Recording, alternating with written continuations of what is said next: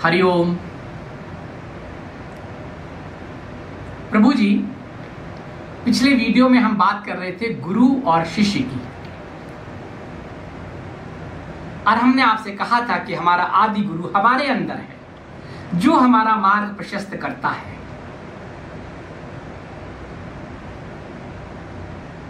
जरूरी नहीं है कि देहधारी गुरु ही हो, उसकी जरूरत पड़ती है एक समय के बाद, लेकिन पहले तो हमें खुद अपने अंदर के गुरु की आवाज सुनकर उसको आगे बढ़ना चाहिए। मैंने आपको बताया था कि जब इस पृथ्वी पर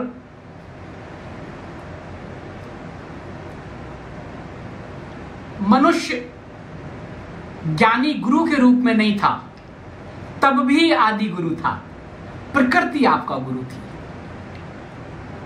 प्रकृति आपको गाइड करती थी। प्रकृति का मतलब क्या है? ये पांचों, पृथ्वी, जल, वायु, अग्नि, आकाश, ये वनस्पतियां, ये वृक्ष, ये सागर, इन सब में उनका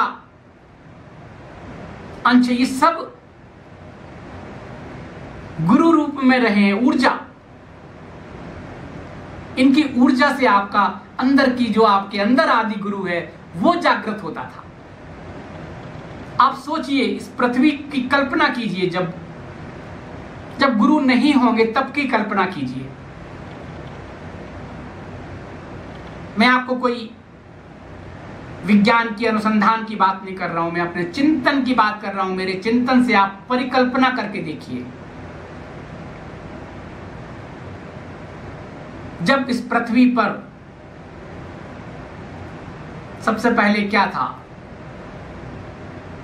वनस्पतियां थी, पेड़ पौधे थे, जल था, जल में जीव थे। धीरे धीरे धीरे धीरे उनका विकास हुआ, जलचर से थलचर हुए, धीरे धीरे आगे बढ़े, विकास हुआ। सृष्टि के उद्गम की जब आपको बात बताएंगे तब इस पर विस्तार से बात करेंगे, अभी विस्तार की बात नहीं कर रहे हैं हम।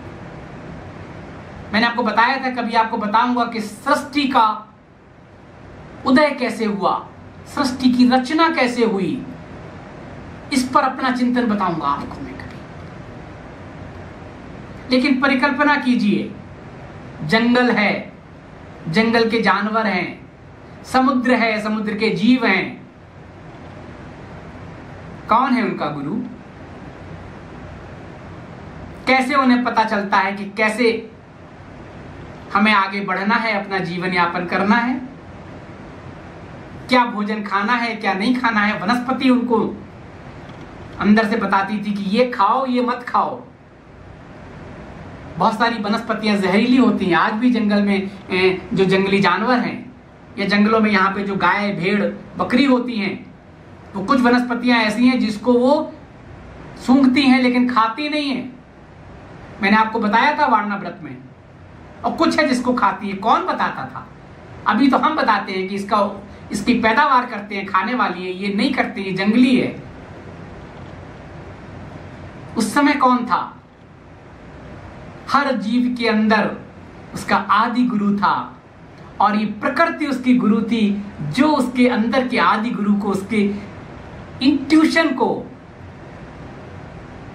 जागृत करती थी, उसे अंदर से बताती थी कि ये ठीक है, ये ठीक नहीं है। एक सिम सबके अंदर है, चाहे वो छोटा कीड़ा हो, मकोड़ा हो, कीट हो, पतंगा हो, जानवर हो, मनुष्य हो, जो भी है, सबके अंदर है रे ऑफ एनर्जी। और प्रकृति उसका नियंत्रण करती थी, अब भी करती है। अभी हम उसका दोहन कर रहे हैं, इसलिए उसका रोष हम देखते हैं। तब क्या होता था प्रभु जी? शिव और शक्ति के रूप में ही सब आते थे। अगर मेल होता था तो उसके साथ फीमेल भी होती थी। कैसे होता था? कोई बताने वाला नहीं था, कोई गुरु नहीं था, मनुष्य उनके बीच में नहीं था। कैसे होता था कि वो जन्म लेते थे, विस्तार करते थे, और धीरे धीरे मेल और फीमेल आपस में आकर्षण से एक दूसरे से एक दूसरे के पास आ जाते थे। एक निश्चित समय था, एक निश्चित ऋतु थी, मौसम थी, प्रकृति उन दोनों के अंदर उसको बताती थी कि अब समय आ गया है वंश वृद्धि का, प्रजनन का, मीटिंग का। और उस समय में वो कहीं भी होते थे, आ जाते थे एक दूसरे के पास। वंश वृद्धि होती थी। कौन बताता था उनको, कौन गाइड करता था उनको? उनका आदि गुरु। रे ऑफ एनर्जी अंदर जो है, सबके अंदर है।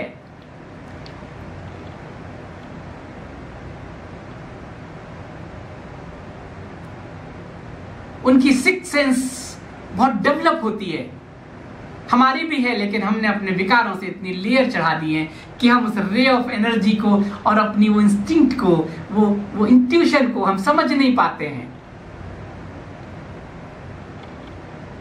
मैंने देखा है वहां द्वारका में एक जगह कि मैंने आपको बताया भी था कि 100 किलोमीटर दूर की कछुआ यात्रा करके आता है और वहां द्वारका में एक जगह है, वहां जाके वो अपने अंडे देता है, उसको दवा देता है और वापस चला जाता है। और वहां से उसका पूरा केंद्र, उसका ध्यान उन अंडों पे होता है। वहां से वो अपनी सोच से उसे पता था यहाँ की ऊर्जा ही उसको वो करेगी, उसका चिंतन वहां रहता था। और वो कछुए के अंडे जब वो बड़े होते थे, जन्म होते थे, तो धीरे धीरे करके समुद्र में जाते थे और वो यात्रा तय करके अपने उसी ग्रुप में जाके मिल जाते थे। ये मुझे वहां के साइंटिस्ट ने बताया। द्वारका की जगह वहीं एक साइंटिस्ट, एक वो बन गया है, एक्सपेरिमेंट करने वाले लोग। उन्हें लगा था कि ये जो अंडे देते हैं उसको चील कौवे आके उसको खा लेते हैं। तो जैसे ही वो निगाह रखते हैं, वहां सीसीटीवी कैमरे लगे हैं, जैसे ही वो कछुआ अंडा देता था वैसे ही कुछ समय बाद ये लोग जाते थे टीम की और उसको लेके उसी टेम्परेचर में अपनी लैब में रख देते थे। और जब वो कछुआ हो जाता था, निकल जाता था, तो उसके अंदर एक सिम सेट कर देते थे, उसको छोड़ देते थे और देखते थे। तो वो देखते कि 100 किलोमीटर की यात्रा करके वो अपने झुंड में पहुंच गया। कैसे प्रभु जी? उसको तो कोई गाइड करने वाला नहीं था, उसका कोई मार्गदर्शक नहीं था। हमारे आदि गुरु अंदर, और ये नेचर, ये ऊर्जा, ये सूर्य, ये चंद्रमा, ये प्रकृति, ये गुरु थी उस समय। मनुष्य उनके संपर्क में नहीं था। कैसे वो लोग एक झुंड बना लेते थे, कैसे वो अपनी सुरक्षा करने के लिए इकट्ठे हो जाते थे, कैसे मेल फीमेल आपस में आ जाते थे, कैसे उस समय ऋतु में उनके मन में वो स्पंदन वो सब होता था, कैसे उस समय उनका एक्साइटमेंट होता था एक दूसरे से। कोई जोर जबरदस्ती नहीं होती थी प्रभु जी। वो एक दूसरे को आकर्षित करने की कोशिश करते थे, क्योंकि उनके अंदर उस तरह का वो एक रसायन क्रिएट होता था, कंपन होता था, तरंगे होती थी। वो तरंगे उसके पार्टनर के पास पहुंचती थी, दोनों एक दूसरे को तैयार करते थे। झुंड में रहते थे, लेकिन वो अपने इस तरह से विस्तार करते थे प्रभु जी। और दूसरी तरफ पृथ्वी के उसी में कहीं किसी हिस्से में मनुष्य भी था, आदिम मनुष्य। मैं अभी सृष्टि के उद्गम की बात नहीं कर रहा हूं, इसलिए नहीं कह रहा हूं कि लाखों करोड़ों साल की, मैं तो परिकल्पना बता रहा हूं आपको। मनुष्य था, लेकिन मनुष्य और ये जानवर आपस में संपर्क में नहीं आए थे। पृथ्वी के एक हिस्से में वो रहते थे आदि मानव, दूसरे हिस्से में ये सब थे जंगल में। इतनी बड़ी पृथ्वी थी, आबादी कम थी, धीरे धीरे विस्तार हुआ। यहां भी कैसे प्रभु जी? वही देखिए बात, मेल फीमेल आकर्षण उनके अंदर से उन्हें लगा। उसने उनके उस आदि गुरु को, रे ऑफ एनर्जी को जागृत किया, संपर्क में आए। वंश बढ़ा, धीरे धीरे वंश बढ़ा, आबादी बढ़ती गई, फैलते गए वो लोग। पहले कंदमूल फल खाते थे, वृक्षों की छालें और पत्तों से अपना शरीर को ढांकते थे। मौसम की वजह से, मौसम के अनुरूप गर्मियों में ऐसे वृक्षों के पत्तियां, तने, उसकी छाल, उसका लेप शरीर पे लगाते थे। कोई शीतलता प्रदान करता था, कोई सर्दियों में ताप प्रदान करता था। कैसे पता चला उन्हें कि ये मेरे लिए उपयुक्त है, ये नहीं है? कैसे पता चला कि ये मुझे कंदमूल खा के मेरा शरीर रहेगा? जहरीले पौधे भी होते थे, जहरीले फल भी होते थे जंगल में। विकार नहीं थे, काम, क्रोध, लोभ, मोह, मद, अहंकार नहीं था। प्योर थे, सरल थे, सहज थे। और जब सरल और सहज होते हैं तो हमारे अंदर की वो रोशनी का विकिरण होता है, विकिरण होता है, हमारे आभा मंडल में विकिरण होता है और हमें पता होता है ये सही है, ये गलत है। प्रकृति हमारा मार्गदर्शन करती है, प्रकृति ही हमारी गुरु थी। धीरे धीरे प्रभु जी जब बढ़ते गए तो धीरे धीरे ये दोनों एक दूसरे के करीब आ गए। उनका भी विस्तार हुआ, उनका भी वंश बढ़ा, उन्होंने भी अपना स्थान को ज्यादा घेरना शुरू किया। इधर से मनुष्य ने भी अपना घेरना शुरू किया। दोनों एक दूसरे के संपर्क में आए। दुश्मन नहीं थे दोनों एक दूसरे के, लेकिन कहते हैं ना कि पेट की भूख आदमी को अन्यान्य कार्य करने में विवश कर देती है। पेट की भूख और शरीर की, इंद्रियों की। अब कम हो गया भोजन, क्योंकि संख्या बढ़ गई, आबादी बढ़ गई, उनकी भी और इनकी भी। एक दूसरे के क्षेत्र में दखल देने लगे, जंगलों में जाने लगे, उनका भोजन ये खाने लगे। तब एक दूसरे की थोड़ी वैमनस्यता आई कि तुमने, मेरे तो ये राज्य था, तुमने इसमें अतिक्रमण कर लिया और तुम कहोगे मैं तो मैं अतिक्रमण करने का मुझे अधिकार है। बुद्धि शुरू हो गई लगाने, क्योंकि उनसे आप थोड़ा विकसित हैं ना। आपने कई तरह के वो शुरू कर दिए, बस दुश्मनी शुरू हो गई। धीरे धीरे एक दूसरे के दुश्मन बन गए, आखेट होने लगे, शिकार होने लगे, एक दूसरे को मारने लगे। अब मारने के लिए साधन नहीं थे पहले, क्या किया? उनमें से ही कोई एक निकला जिसका बुद्धि थोड़ी तीव्र थी, जो लीड करने वाला था। उसने कहा इसको ऐसे करते हैं। उन्होंने पत्थर इकट्ठे करने शुरू किए, कि पत्थरों को हथियार बनाया, उनसे रक्षा करने के लिए पहले, बाद में उन पर हमला करने के लिए। वो भी जब पूरे न हुए तो जो एक जो लीड करता था, जो उसने बताया कि इन पत्थरों को हथियार के रूप में शक्ल दे दें, तब हम उनसे मुकाबला कर पाएंगे, क्योंकि हमें जंगल में रहना है। तब उन्होंने जाके पत्थरों को इकट्ठा किया नदी के किनारे से, नदी नालों से, किनारों से, समुद्र के किनारे से जाके पत्थर लाए। और उसने जो अनुभवी था उसने बताया कि ऐसे पत्थरों को चुनना है जो हार्ड स्टोन, और बताया कि पत्थर से पत्थर को शेप देना पहले। सॉफ्ट स्टोन को अगर हार्ड स्टोन से वो किया जाए तो उसको शेप दे देते हैं। उसके बाद जैसे जैसे उसको शेप दे दी नुकीली, फिर उससे उस हार्ड पत्थर को वो करते हैं, हथियार बने पत्थरों की। परिकल्पना कर लीजिए केवल। तो जिसने वो लीड किया था वो उनका मार्गदर्शक हो गया, वो उनका गुरु हो गया। उसने बताया ऐसे ऐसे ऐसे करना है। और ये लोग कबीलों में रहते थे अलग अलग। वो जब सृष्टि की बात बताएंगे तब बताएंगे कैसे कबीले बने, कैसे कबीले बढ़े, कैसे कबीले एक दूसरे के शत्रु बने, फिर वही कबीले एक दूसरे के मित्र बने। वो सब अभी बात नहीं कर रहे, अभी हम गुरु की बात कर रहे हैं। अब प्रकृति के गुरु थी, अब प्रकृति के साथ साथ अब मनुष्य गुरु रूप में आ गया, जिसने सिखाया, जिसने एक प्रयोग किया, वो प्रयोग सफल हुआ तो उसने कहा ये प्रयोग सफल हुआ, तो उसने अपने लोगों को बताना शुरू किया, आसपास के कबीले के लोगों को बताना शुरू किया कि इन जंगली जानवरों से, इन लोगों से हम ऐसे ऐसे करके कर सकते हैं। पत्थरों के हथियार बनने शुरू हुए। भले ही वो बाद में उनके लिए भी घातक साबित हुए, वो अलग बात की बात है, लेकिन पत्थर इकट्ठे हो गए। उन्हें लगा यही हमारी रक्षा करेंगे इन जंगली जानवरों से, इन लोगों से। तो वो जो ढेर था उसकी रक्षा करते थे। उनके अंदर भाव था कि यही हमारे रक्षक हैं ये पत्थर, और इन्होंने बताया है ये मेरे मार्गदर्शक हैं। भाव उत्पन्न हो गया गुरु का, वो पत्थर भी उनके गुरु तुल्य हो गए और वो मार्गदर्शक भी हो गया। सिखाया धीरे धीरे धीरे धीरे, हथियार बन गए, रक्षा होने लगी, सुरक्षित हो गए, श्रद्धा हो गई उनमें, आकृतियां गढ़ने लगे, एक्सपर्ट हो गए। और जब वो बुजुर्ग हो गए, सिखा दिया उन्होंने, तो लोगों को लगा कि अब तो ये बुजुर्ग हो गए, इनको भी जाना है। तो लोगों के अपने भी विकास हुआ धीरे धीरे। कर्म से क्रिएशन जब आप करते हैं कुछ ना कुछ, तो आपका विकास होता है। गुरु इतना बताता, फिर आप धीरे धीरे तरह तरह के हथियार बनाने शुरू हो गए।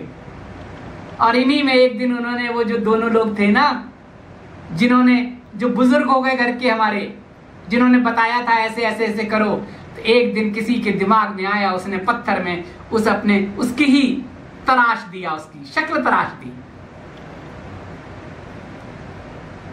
तराश के रख दिया। उन्होंने क्या है, उन्होंने कहा ये है, ये आपका ही प्रतिरूप है, आपने मुझे बताया था। और जब उनका शरीर पूरा हुआ तो उन्होंने उनकी जगह उनको रख दिया। इन्होंने हमें मार्ग दिखाया था और विकास किया धीरे धीरे धीरे धीरे धीरे। फिर वो विकास की कहानी आपको बाद में बताएंगे। गुरु परंपरा शुरू हो गई, प्रकृति के साथ व्यक्ति गुरु हो गया। और वो जो पत्थर में जो उसने अपने दादा की, अपने पुरखे की, जो भी जिसने उसे सिखाया था, उसकी आकृति ढाल दी, उसकी शक्ल हो गई, उसकी पूजा होने लगी। आज भी पहाड़ों में पत्थरों की पूजा होती है। हार्ड स्टोन जो होते हैं, ये जो हम शिवलिंग की बात करते हैं, ये हार्ड स्टोन है, जो हम कहते हैं स्वयं प्रकट है। गंगा जी के किनारे जब आप घूमते हैं, जाते हैं, तो पत्थरों को, तो आप पत्थर के ऊपर मार के देखते हैं तो पत्थर टूट जाता है, कोई पत्थर नहीं टूटता। जो हार्ड स्टोन होता है, पानी में उसके धारा से लगातार करते करते एक शेप आ जाती है, शिवलिंग जैसी आकृतियां उभर आती हैं उसमें, जो हार्ड स्टोन होता है। शुरू हो गई प्रभु जी, मूर्ति पूजा शुरू हो गई, गुरु का वो शुरू हो गया। धीरे धीरे धीरे धीरे विकास होता रहा। बात की कहानी तो फिर मैं आपको विस्तार से बताऊंगा। अभी तो मैं ये कह रहा हूं कि जिस व्यक्ति ने ये सिखाया, उसने आपके अंदर, आपकी जो अंदर की जो चेतना थी, उसको जागृत किया। अपनी बुद्धि का इस्तेमाल करो, कैसे तुम सुरक्षित हो सकते हो, उनसे लड़ नहीं सकते हो, तुम्हारे अंदर इतनी सामर्थ्य नहीं है, तो तुम बुद्धि से लड़ो, बुद्धि का विकास करो। शरीर से तो तुम नहीं लड़ सकते हो, भले ही तुम उनसे शरीर में लंबे हो, भले ही शेर की कद तुम्हारा बड़ा हो, लेकिन उसमें ताकत ज्यादा है, तुम्हारे अंदर बुद्धि ज्यादा है, इसका उपयोग करो। उसने बताया उसको, क्योंकि उसने अपनी बुद्धि का उपयोग करके प्रयोग बताए, हम करने लगे, हम उसको गुरु मानने लगे, उसकी पूजा करने लगे, उन पत्थरों को अपना देवता मानने लगे। धीरे धीरे प्रक्रिया चली प्रभु जी। इस सब के पीछे मेरे बताने का आपको आशय ये है प्रभु जी, कि हमारे अंदर है सब। उन जीव जंतुओं के अंदर था वो चिप, इंस्टिंक्ट, आपका इंट्यूशन डेवलप हुआ, और वही क्रिएट करता है चीजों को, क्रिएट हुआ। कीट हो, पतंग हो, कोई भी हो, सोचिए कैसे एक दूसरे के करीब आ जाते हैं मेल फीमेल।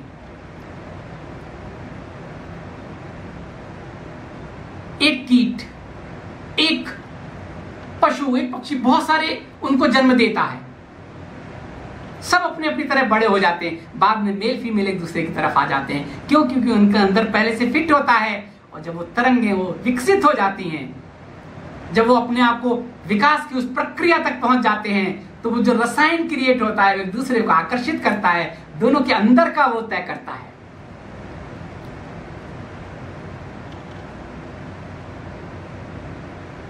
ऐसा होता है प्रभु जी।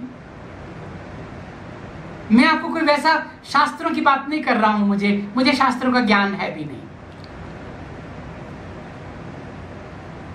मैं तो जो संत महात्माओं से सुनता था, जो मेरी जिज्ञासा थी, जो मैं बातें करता था, जो मैं गुफाओं में संतों से पूछता था, अपनी मेरी जिज्ञासा थी, वही आज आपकी भी जिज्ञासा है। आप भी जानना चाहते हैं, तो मैं तो आपको बता रहा हूं, जब प्रकृति हमारा गुरु थी, प्रकृति का मतलब क्या? परमेश्वर, ईश्वर। उसका कोई रूप नहीं था, स्वरूप नहीं था। वो प्रकृति में थी, पेड़ में थी, जल में थी, पृथ्वी में थी, वृक्षों में थी, सन में थी, चंद्रमा में थी। और बाद में हम उन्हीं की पूजा करते थे। पहले तो हम उन्हीं की पूजा करते थे, वही हमारे आराध्य होते थे। बाद में धीरे धीरे धीरे धीरे प्रक्रिया आगे बढ़ी। तब कहां थे भगवान? तब कहां थे अवतार? अवतार की तब जरूरत ही नहीं थी। लोग सहज थे, सरल थे। वो स्वयं में ईश्वरीय रूप था उनका। वो जानते थे अपने आप को, वो शांति से रहना चाहते थे। लेकिन स्थितियां ऐसी हुई विकास के साथ साथ कि उन्हें अपनी रक्षा करने के लिए ये सब करना पड़ा। और बाद में चीजें बढ़ी। वो कभी बताऊंगा जब मैं सृष्टि की बात आपको बताऊंगा तब।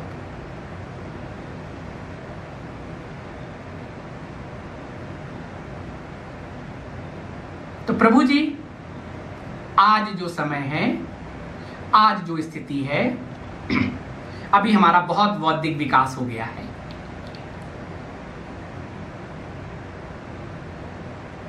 लेकिन समाज में सब तरह के लोग हैं। वो भी लोग हैं गांव में जो मंदिर के पुजारी को अपना भगवान समझते हैं, और वो भी हैं जो सिद्ध समझते हैं, साधक हैं।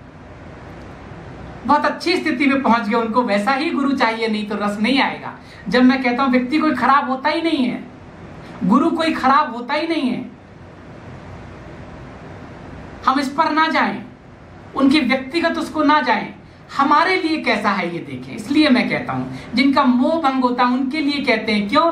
क्योंकि वो गलत लेवल पर टकर जाते हैं आपस में, फिर वापस नहीं लौट पाते हैं। ये जीवन भी खराब हो जाता है। जिसके लिए जाते हैं वो तो मिलता ही नहीं है, और जो था वो भी जा चुका होता है। इसलिए मैं बात कर रहा हूं आपको, कोई भी संस्था खराब नहीं है, कोई भी गुरु नहीं है खराब नहीं है।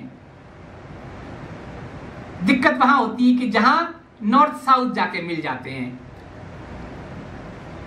क्यों? विकार, अहंकार, लोभ, मोह, दोनों में। हमारा लोभ कुछ और होता है, उनका लोभ कुछ और होता है। हमारी चाहत भगवान की होती है, उनकी कुछ और होती है। हम जाके मिल जाते हैं, बाद में ऐसे हो जाते हैं। और जहां ऐसे ऐसे हो जाता है वहां उन्हें वही गति मिल जाती। इसलिए होता है कि जो आपका लेवल है उसी लेवल का आपको गुरु मिलेगा। आपकी प्रवृत्ति है, तामसिक है, सात्विक है, राजसिक है, जैसी आपकी प्रवृत्ति होगी वैसा ही आपको गुरु मिलेगा। गुरुओं में भी वही है, नॉलेज मास्टर्स में भी। नॉलेज मास्टर्स में भी अलग अलग वो हैं, तामसिक भी हैं, राजसिक भी हैं, सात्विक भी हैं। उसके बाद स्पिरिचुअल मास्टर आते हैं। तो जैसी आपकी प्रवृत्ति है वैसा ही आपको गुरु मिलेगा। लेकिन अगर कोई आपको आगाह कर दे, दौड़े नहीं, पीछे भागे नहीं, अपने आप को तैयार करें। विवेकानंद ने अपने आप को तैयार किया था, कई जन्मों का उनका प्रारब्ध था, तब उनको सिद्ध गुरु मिले। योगानंद जी के जन्मों का था, तब उनको अपने परम गुरु के शिष्य उनके गुरु हुए। ऐसे तमाम उदाहरण हैं प्रभु जी।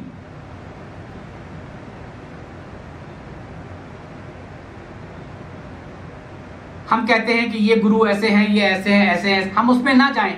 अगर हमारा उनसे मन मिल रहा है तब हम उनसे जुड़ें, नहीं तो हम प्रणाम करके हम वापस आ जाए कि भी हमारा मन नहीं मिल रहा है। हमें जज करने का अधिकार नहीं है। जो पिछले वीडियो मैंने आपको बताया था, वो मैंने अनुभव बताए थे कि हम जल्दबाजी में,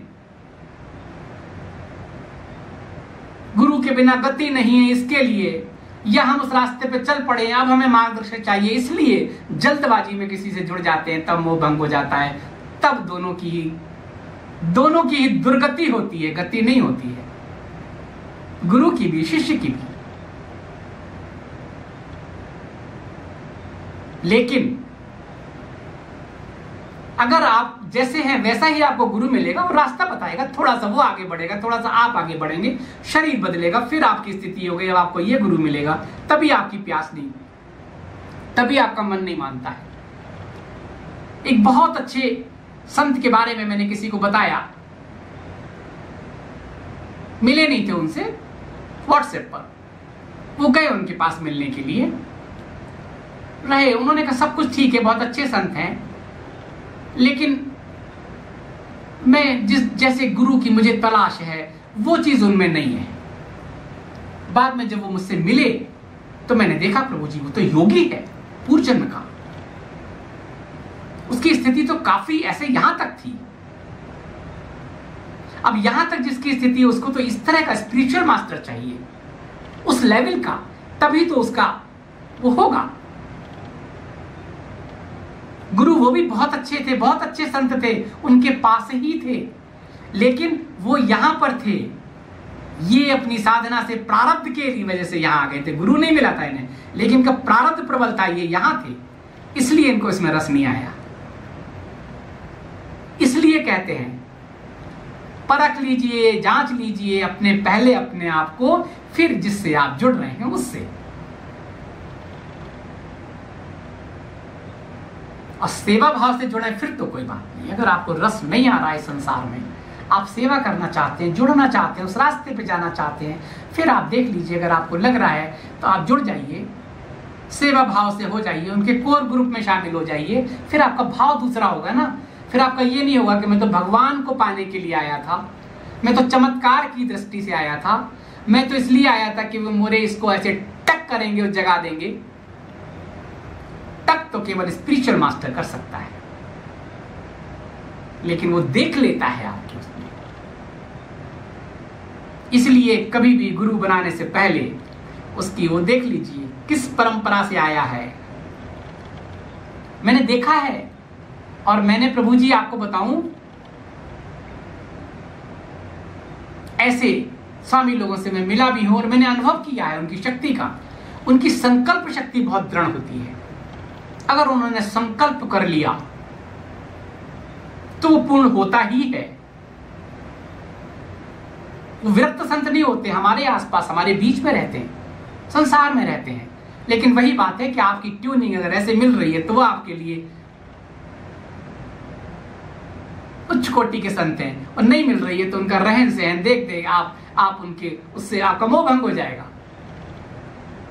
हमें जज नहीं करना है, हमें देखना है कि हमारे लिए वो कैसे हैं। हमारे लिए ठीक है तो मैं शरणागत हो जाएं, नहीं है तो भी हम प्रणाम करके साष्टांग करके अपने को अलग कर लें कि नहीं ठीक है, सबके लिए बहुत अच्छे लेकिन मेरे लिए नहीं हो रहे हैं, इसलिए मैं अपने को इधर कर रहा हूं। मैंने देखा है कोचिंग में लोग एंट्रेंस एग्जाम के लिए जाते हैं, जब इंजीनियरिंग के लिए, डॉक्टरेट के लिए, आईआईएम के लिए, एमबीए के लिए, तो वो अलग अलग कोचिंग सेंटर देखते हैं। उन्हें लगता है ट्रायल होता है 3 दिन का, आप देखते हैं ना, तो वो कहते हैं कि आप पहले 3 दिन का ट्रायल कर लीजिए, उसके बाद फिर आप फीस दीजिए। हम जाते हैं, हम देखते हैं उसके पढ़ाने का तरीका, उसका तरीका अगर हमें अच्छा लगता है, अनुकूल होता है तो कहते हैं ये ठीक है, नहीं तो हम कहते हैं नहीं अच्छे नहीं है, दूसरे के पास जाते हैं। ऐसा नहीं है कि उस संस्थान से आईआईएम नहीं निकलते हैं, डॉक्टर नहीं बनते हैं, आईआईटी में नहीं आते हैं, ऐसा नहीं है। वो आपको सूट नहीं कर रहा है क्योंकि आपको उसके पढ़ाने का ढंग, उसका तरीका आपके अनुकूल नहीं है, क्योंकि आप जो चाहते हैं वो नहीं है, दूसरे में है, हम वहां जा रहे हैं। ये जीनियस क्लासेस मेरे लिए ठीक है, ये ठीक नहीं है। क्यों? क्योंकि आपका एक अपना ऑरा होता है, आपकी एक वृत्ति होती है, आप उसके हिसाब से देखते हैं, ट्यून हो जाते हैं आप, तो वहां जल्दी आपको आपके जैसा जब लगता है ना, आप जल्दी बढ़ जाते हैं, आप प्रगति कर लेते हैं। क्यों? आपको अपने मन का सा गुरु मिल गया।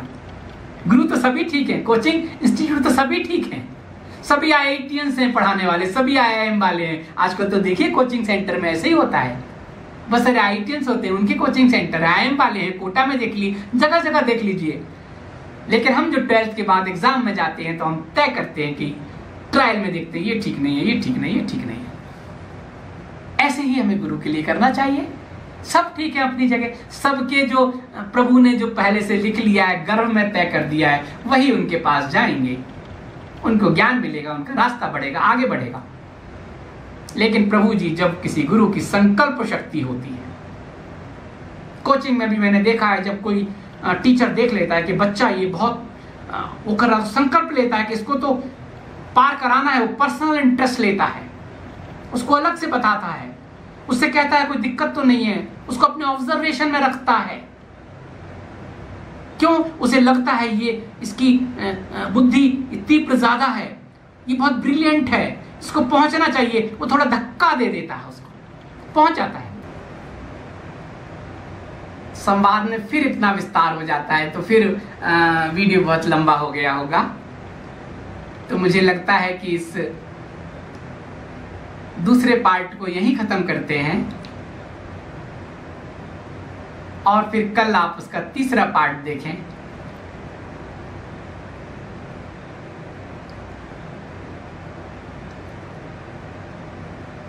मैंने आपसे पहले भी कहा था कि मैं इस विषय पर अपनी दृष्टि से